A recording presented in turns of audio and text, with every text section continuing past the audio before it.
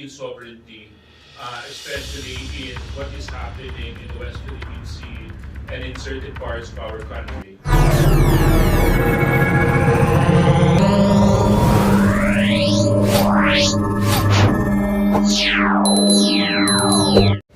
Honorable speakers, led by Young Guns Roadshow Manager, Deputy Speaker, and Quezon Representative David J.G. Suarez, and of course the Young Guns members. Puro Young Guns pala tayo this morning.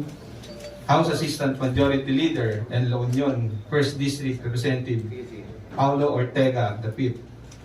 Assistant Majority Leader and Lanao del Sur 1st District Representative Sia Alonto Adjong. Assistant Majority Leader and ako Bicol Party List Representative Raul Angelo Gil Bongalon, and Davao Oriental 2nd District Representative Chino Miguel D. Almario. Sir, we invite you for your short opening remarks. Start with the differ to the most. Differ according to age. Anyway, thank you so much to our partners and friends in media sa pagkakataon na muli namin po kayo makasama sa araw ng Miyerkules. We will continue to work hard on our last day before we go on break. And we want to thank everybody, especially the media, for being our partners in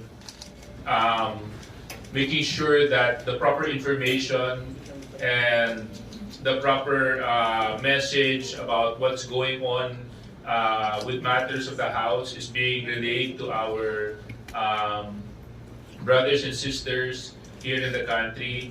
And at muli, nandito po kami upang sagutin ang ilan sa mga katanungan at paglilinaw na nais nyo pong malaman tungkol po sa Kongreso. Kaya maraming salamat.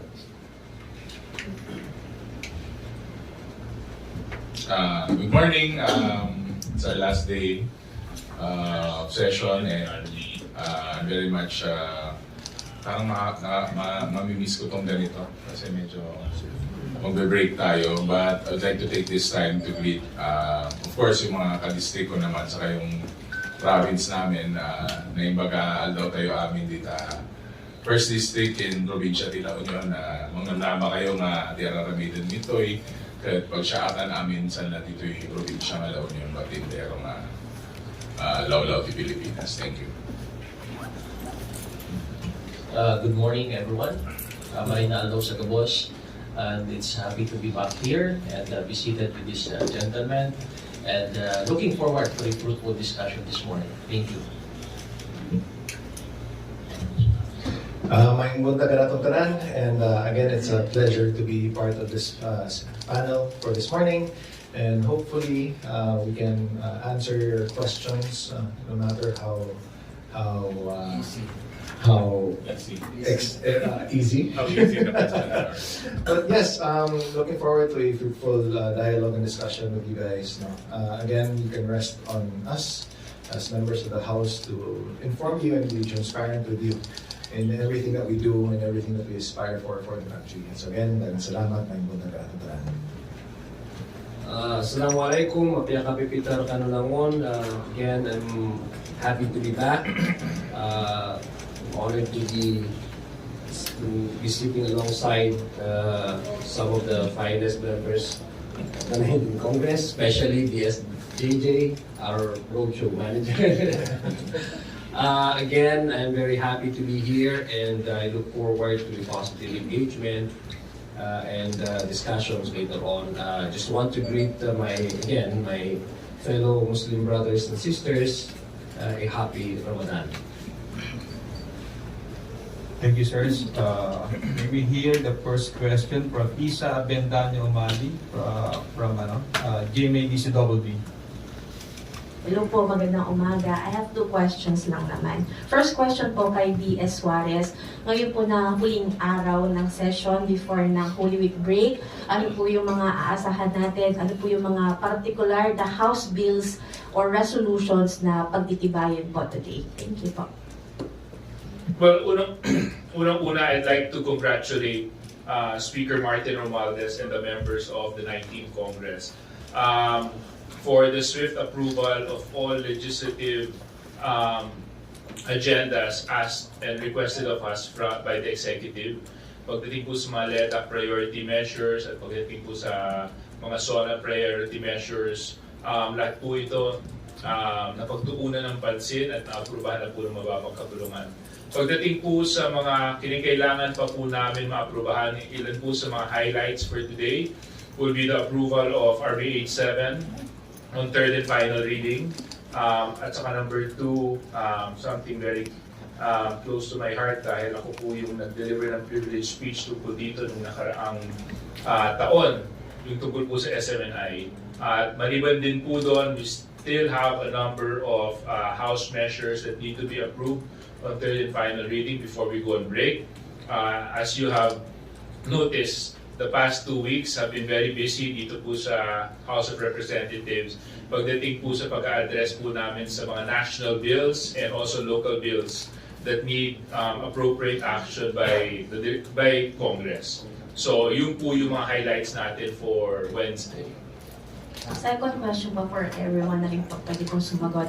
Si US State Secretary Anthony Blinken po ay bumisita sa Pilipinas. Nakausap po niya si President Marcos Jr.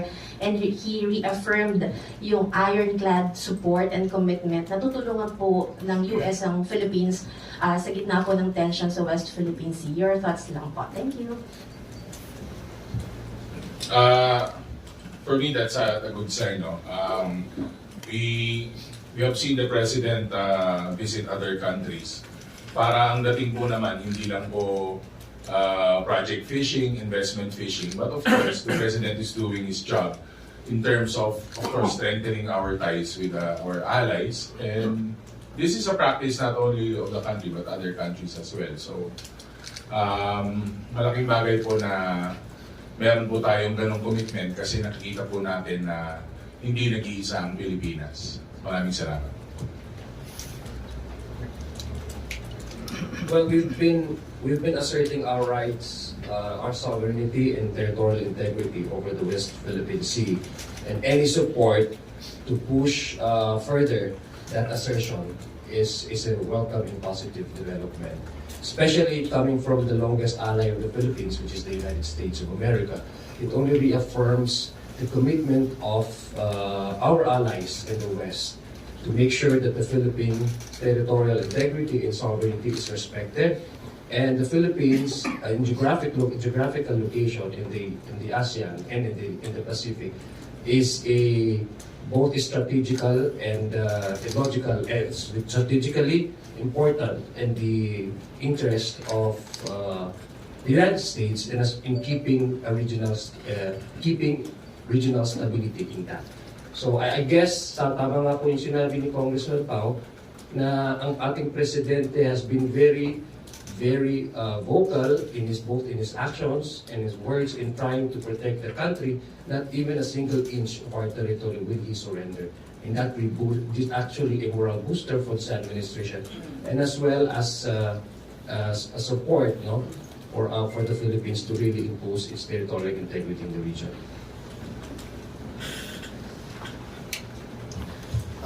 So I'd just like to add on a little bit.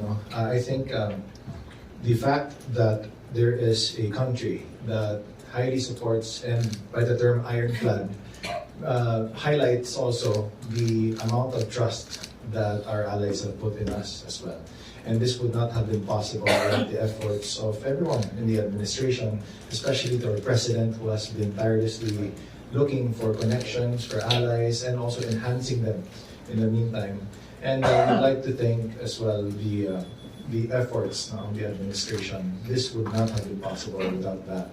And so far, us here in the Congress, if there is any need for us to supplement and to further enhance the ties through legislation, then we'd be more than happy to do so. Let me add on these statements made by my colleagues. Of course, we greatly appreciate the statement by Secretary Dinkins in reaffirming his commitment in defending the Philippines with respect to the sovereignty and territorial integrity.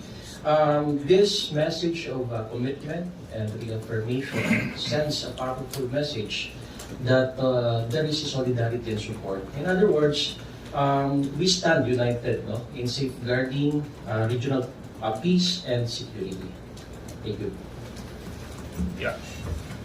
Para lang madagdagan ko yung mga nabanggit ng aking mga minamanage na young guns. Unang-una ho ay maganda po ito dahil pinakikita po nito na napakatibay po at napakaganda ng relasyon ng Pilipinas at ng Amerika. At bilang pagpapakita po nito ay yung ironclad commitment is to show that they support Philippine sovereignty, especially in what is happening in the West Philippine Sea and in certain parts of our country. Number two, it's also a positive development dahil other than the recent visit of Secretary Blinken, alam po natin noong nakaraang linggo, meron din pong trade mission ang bumisita galing sa US, headed by the US Secretary of Commerce, if I'm not mistaken. At doon nagpakita din sila ng suporta sa pamamagitan ng pledges in the billions of dollars. So, if we put both together, we see that the partnership and the relationship of the US and the country is in an all-time high when it comes to security and when it comes to economy. And if I'm not mistaken, in the next month, magkakaroon po ng trilateral meetings sa US to be attended by our President and Japan and the US. And again, they will talk about issues that concern the three nations. So this indeed is a positive development para po sa ating lahat. And we look forward to seeing more US investors coming into the country, and at the same time, makita din po natin na mapangalagaan din po natin yung kapakanan ng ating mga Pilipino at mga OFWs na nagtatrabaho sa Amerika. Na alam naman po natin na napakarami po nila doon. So, yun po, maraming salamat. Thank you po. Thank you, Isa. Let us recognize Tina Panganiban.